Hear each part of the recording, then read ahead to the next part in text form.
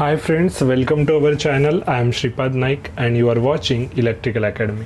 तो देखो पिछले जो 2 एपिसोड्स हमारे चल रहे हैं वो पावर ट्रांसफार्मर का सिलेक्शन क्राइटेरिया हमने सबसे पहले देखा है।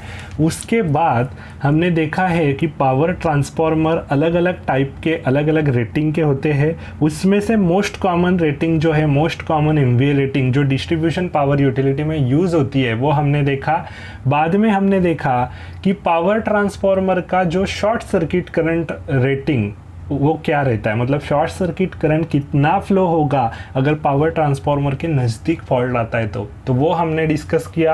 अभी उसके बाद अभी हम डिस्कस कर रहे हैं एक ओवरऑल थ्रू हम डिस्कस कर रहे हैं। देखो पहले 10 MVA के लिए हमने डिस्कस किया पिछले वाले एपिसोड में। तो 10 MVA के लिए हमने क्या देखा, अगर मेरा 33 kV फीडिंग रहेगा तो इनकमर प्राइमरी साइड का जो करंट रहेगा वो 175 एम्पेयर रहेगा और सेकेंडरी का 525 एम्पेयर रहेगा। अगर फुल लोड कैपेसिटी पे मैंने पावर ट्रांसफार्मर को चलाया तो आपने थ्योरेटिकली तो पढ़ा ही होगा कि पावर ट्रांसफार्मर को हमेशा फुल लोड कैपेसिटी पे चलाते हैं, बराबर। और बाकी जो डिस्ट्रीब्यूशन ट्रांसफार्मर रहते वो हमेशा वेरिएबल लोड पे चलते। ये आपने हमेशा ये सब स्टडी किया है, बराबर। तो मेट्रो सिटीज़ में क्या होता है, ये जो पावर ट्रांसफार्मर है ना ये पूरा फुल लोड पे कभी नहीं चलते। उसके पीछे क्या रीज़न है वो भी मैं आपको बताता हूँ। ये थोड़ा डिफरेंस है कि पावर ट्रांसफार्मर फुल लोड पे जो चलते हैं बाकी के एरियाज़ में, तो मेट्रो सिटीज़ में ऐसा नहीं चलता। क्यों नहीं चलता कुछ लोगों को पता चल गया होगा जिसने हमारे पहले के एपिसोड्स देखे। अभी देखो 10 MVA के लिए हमने देखा प्राइमरी और सेकेंडरी का करंट और उसका ट्रांसफार्मर में 11 kV साइड में जो शॉर्ट सर्किट करंट है वो हमने देखा। अभी 11 kV साइड में जो short circuit current transformer carry करेगा मोमेंटरीली, जब तक हमारा फीडर ट्रिप नहीं होता या ब्रेकर कुछ ट्रिप नहीं होता तब तक वो अपना शॉर्ट सर्किट करंट कैरी करता रहेगा उसमें से। तो वो अपने ये कंसीडरिंग 8% इम्पीडेंस ड्रॉप 8% का इम्पीडेंस ड्रॉप मैंने कंसीडर किया है। अलग अलग पावर ट्रांसफार्मर रहेंगे, अलग अलग उनका परसेंटेज इम्पीडेंस ड्रॉप रहेगा, लेकिन most common percentage impedance drop 8 to 10% होता है पावर ट्रांसफार्मर में। ऐसा क्यों होता है, क्योंकि इम्पीडेंस ड्रॉप अगर कम होता है तो आपका वोल्टेज ड्रॉप कम होगा। इम्पीडेंस ड्रॉप का वीडियो आपने देखा है क्या मेरा? अगर नहीं देखा है तो सबसे पहले वो देखो, what is percentage impedance drop in transformer, एक अलग वीडियो बनाया तो वो इंटरेस्टिंग वीडियो है। अभी इम्पीडेंस ड्रॉप अगर आपका ज़्यादा रहेगा तो आपका शॉर्ट सर्किट करंट कम आएगा, फॉल्ट आएगा तो कम रहेगा तो ये शॉर्ट सर्किट करंट ज़्यादा आएगा।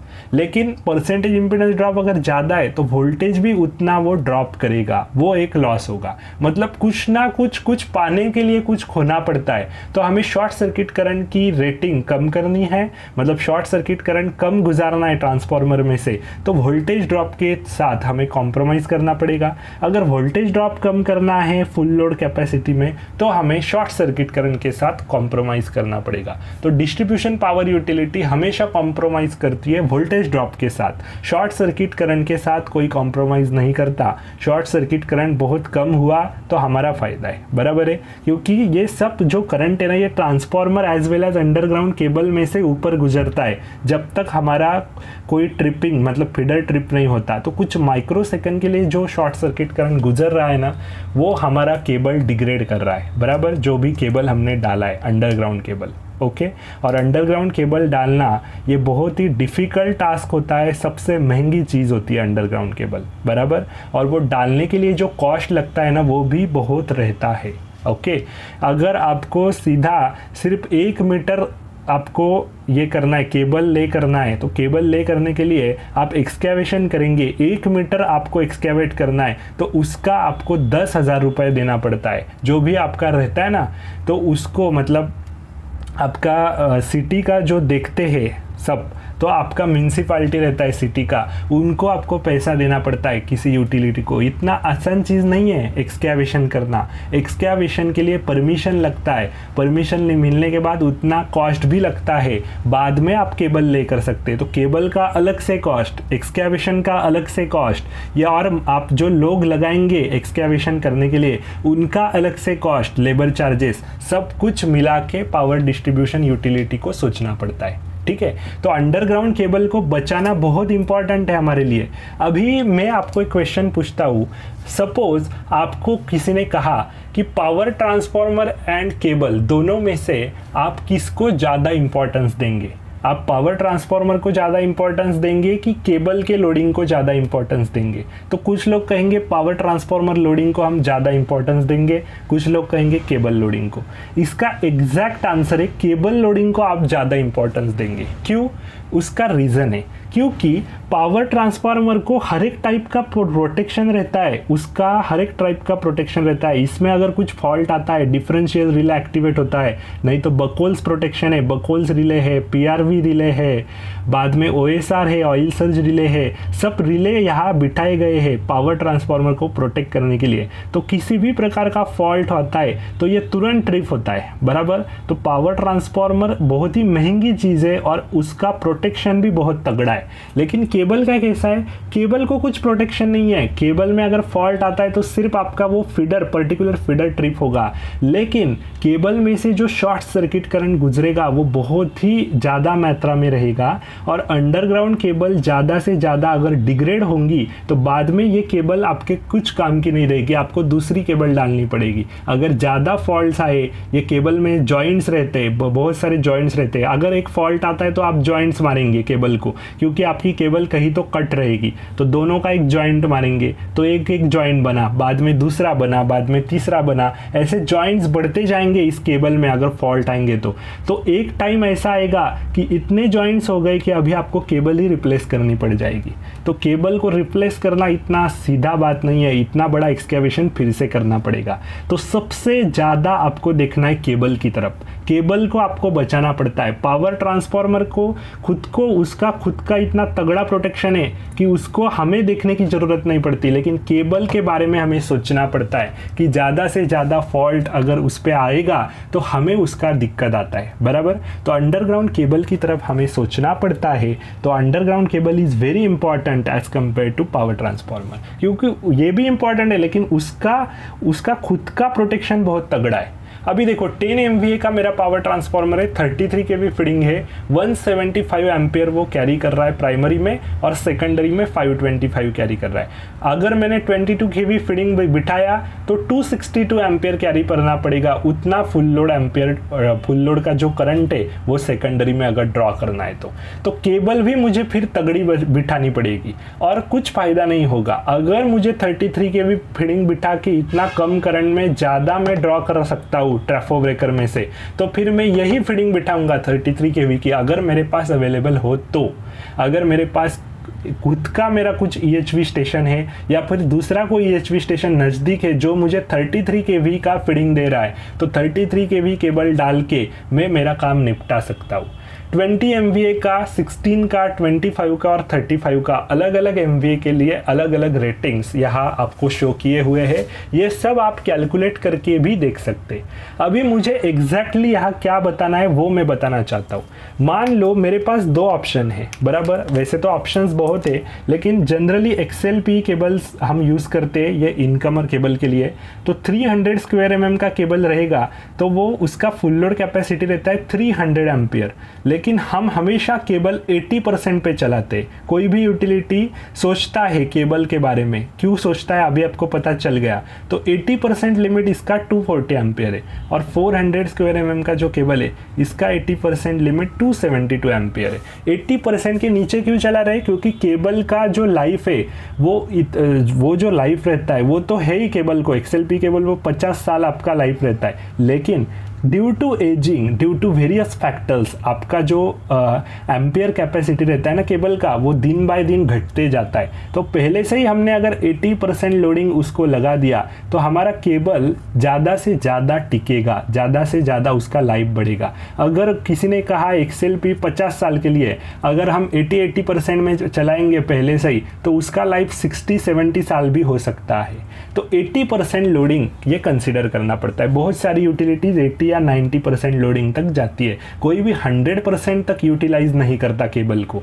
लेकिन पावर ट्रांसफार्मर आप 100% लोडिंग तक भी चला सकते हो, उसको कुछ फर्क नहीं पड़ता। कोई पावर ट्रांसफार्मर ओवरलोड भी होता है ना तो भी फर्क नहीं पड़ता, कॉपर का वाइंडिंग है, बहुत तगड़ा वाइंडिंग है इसमें, बराबर। अभी देखो 33 kV फीडिंग है, 175 एम्पियर कैरी करना है, तो मैं कौन सी भी केबल अगर मैंने बिठाई 300 की बिठाओ या 400 की बिठाओ कि मेरा काम चलेगा। 22 kV का फीडिंग दिया तो कंपलसरी मुझे ये केबल बिठानी पड़ेगी 400 स्क्वायर mm की, अगर फुल लोड कैपेसिटी में मेरा पावर ट्रांसफार्मर को मुझे चलाना है तो। ओके, 20 MVA का मेरा पावर ट्रांसफार्मर है, 33 kV फीडिंग रहेगी, तो फिर 350 एम्पियर कैरी करना पड़ेगा अगर उसका full load capacity secondary side में 1050 एम्पियर है। 20 MVA का पावर ट्रांसफार्मर है जिसका फुल लोड कैपेसिटी 1050 एम्पियर है, तो 1050 एम्पियर तक तो मैं चला ही नहीं सकता वो ट्रांसफार्मर। क्यों? 100% लोडिंग तो 1050 है, लेकिन प्राइमरी कितना खींच रहा है? 350 एम्पियर खींच रहा है, और मेरा केबल मैं 300 या 400 का ही बिठा सकता हूँ। तो ये देखो प्राइमरी तो 350 खींच रहा है, 22 kV बिठा है तो डायरेक्ट 525 खींचेगा ये, अगर पावर ट्रांसफार्मर फुल लोड पे चलाना है तो इधर तो मैं फुल लोड पे पावर ट्रांसफार्मर को चला ही नहीं सकता हूँ। अगर मैंने 400 के स्क्वायर mm का केबल इधर बिठाया तो 272 एम्पियर ये केबल अगर ड्रॉ करती है 80% के हिसाब से, तो 272 मल्टीप्लाई बाई 3 इतना ही एम्पियर में ट्रैफो ब्रेकर में से मेरा ड्रॉ कर सकता हूँ। तो वो कितना रहेगा? 272 मल्टीप्लाई बाई 3 आपका कुछ तो 816 एम्पियर आएगा, बराबर 816 एम्पियर। तो ये 1050 एम्पियर जो लिखा है ना 100% पे मेरा पावर ट्रांसफार्मर मुझे चलाना है, तो ये 816 एम्पियर ही मैं अभी चला रहा हूँ। क्यों? केबल को ध्यान में रखते हुए मुझे पावर ट्रांसफार्मर चलाना पड़ रहा है, मतलब मेरा पावर ट्रांसफार्मर यहाँ अंडर यूटिलाइज हो रहा है। अगर मुझे पावर ट्रांसफार्मर को पूरा यूटिलाइज करना है तो मुझे पैरेलल में और एक अंडरग्राउंड केबल डालना पड़ेगा इसके साथ, और उसका अलग से एक ब्रेकर रहेगा। मतलब ये 400 का केबल और ये 400 का केबल, अभी ये 272 ड्रॉ कर सकता है, ये भी 272 ड्रॉ कर सकता है। दो केबल पैरेलल में चलाया तो फायदा क्या होगा?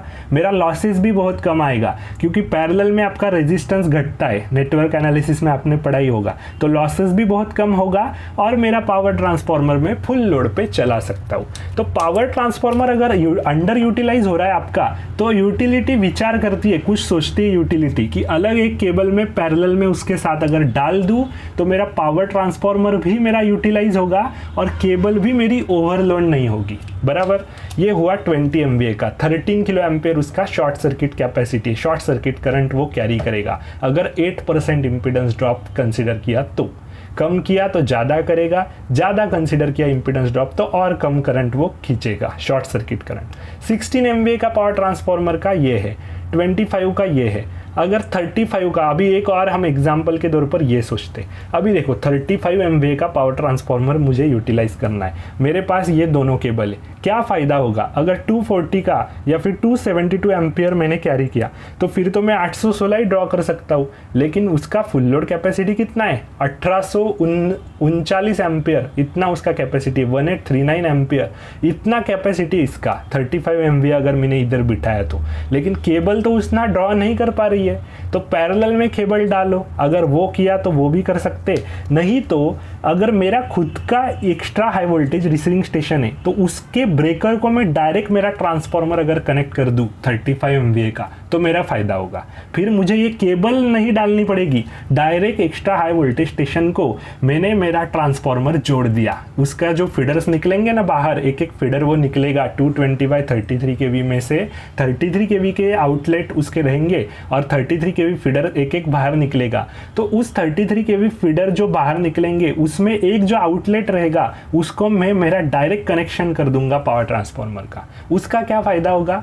केबल ही नहीं रहेगा बीच में, तो फिर फुल लोड पे चलाओ पावर ट्रांसफार्मर। ऐसा भी हम कर सकते। मतलब आपको जुगाड़ समझ में आ गया होगा कि पावर ट्रांसफार्मर यूटिलाइज भी करना है मुझे और केबल भी मुझे ओवरलोड नहीं करनी है, तो केबल पैरेलल में दूसरी केबल डालो, तीसरी डालो, फिर आपका रेजिस्टेंस भी घटेगा, लॉसेस भी घटेंगे और आप वो पावर ट्रांसफार्मर यूटिलाइज भी कर सकते। और दूसरी चीज़ है डायरेक्ट बस को कनेक्ट कर दो 33 kV, बीच में केबल ही नहीं आना चाहिए। तो ये डायरेक्ट EHV आपके नज़दीकी है तो आप कर सकते, डायरेक्ट कनेक्शन कर सकते, बराबर। तो ऐसा अलग अलग जुगाड़ करना पड़ता है पावर ट्रांसफार्मर को फुल लोड पे चलाना है तो। ये भी एक हो गया। और दूसरा है कि यूटिलिटी पावर ट्रांसफार्मर को हमेशा फुल लोड पे नहीं चलाती नॉर्मल कंडीशन में, क्योंकि उसके साथ दूसरा कोई पावर ट्रांसफार्मर है, अगर वो ट्रिप हुआ तो उसका केबल फॉल्ट आएगा तो उसका लोड भी इसके पास लेना पड़ेगा सब कुछ। तो अगर ये आधा ही लोडेड है और आधा वो लोडेड है तो उसका लोड इसके ऊपर आएगा, तो तब वो पावर ट्रांसफार्मर फुल लोड पे चलेगा। मतलब थोड़ा मार्जिन रख के चलना पड़ता है। ये क्यों रख के चलना पड़ता है? क्योंकि मेट्रो सिटीज है, वहाँ सप्लाई रिस्टोरेशन ये हमारा प्रायोरिटी रहता है, बराबर। तो सप्लाई रिस्टोरेशन अगर हमारा प्रायोरिटी है तो इन दैट केस अगर आपका पावर ट्रांसफार्मर थोड़ा कम हम लोडेड रखेंगे तो फिर दूसरा कुछ लोड उसके ऊपर आएगा, तो तब थोड़ा मार्जिन उसके पास अवेलेबल रहेगा पहले से ही लोड लेने के लिए। तो ये सब चीज़ें हमें कंसीडर करनी पड़ती है। अभी देखो फुल लोड पे चलाएंगे तो इफिशियंसी ज़्यादा देता है पावर ट्रांसफार्मर, पता है, लेकिन कैसा है, थोड़ा कम लोड रहेंगे तो कम इफिशियंसी आएगी, ये भी पता है। लेकिन मेट्रो सिटीज में इफिशियंसी के साथ थोड़ा कॉम्प्रोमाइज कर सकते हैं हम, लेकिन supply restoration is the major priority. Supply restore होना ही चाहिए, 5 मिनट में या 10 मिनट में टारगेट रहता है, उसमें सप्लाई रिस्टोर होना ही चाहिए।